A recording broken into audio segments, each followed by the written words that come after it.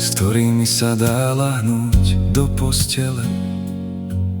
Ako málo je tých, s ktorými sa človek túži prebudiť ráno pri lúčení, ešte raz sa pritúliť, rukou zakývať, usmiať sa a celý deň v napätí na správy čakať.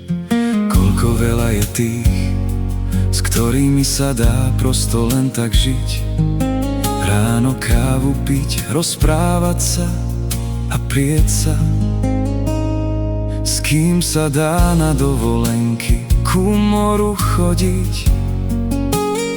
A tak, ako sa patrí, v radosti, v žiali, pri sebe byť, no pritom neľúbiť. Ako málo je tých, s ktorými človek túži snívať, pozerať sa, ako na nebi zlukujú sa mraky, písať slová lásky prstom do prvého snehu a myslieť iba na lásku a prejavovať nehu a väčšie šťastie ani nepoznať a ani si ho neželať.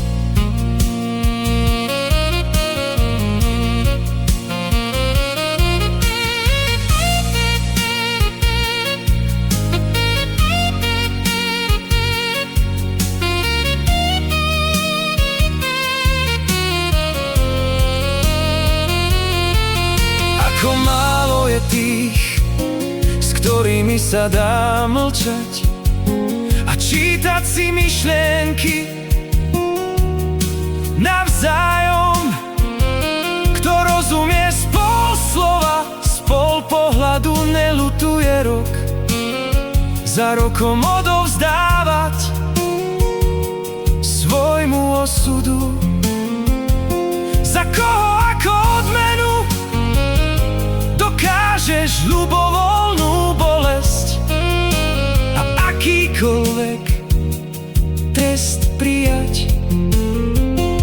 A takto sa to celé dookola krúti, ľahko sa stretávajú a bez bolesti rozchádzajú. To všetko preto, že je veľa tých, s ktorými sa dá ľahnúť do postele. To všetko preto, že je málo tých, s ktorými sa človek túži prebudiť.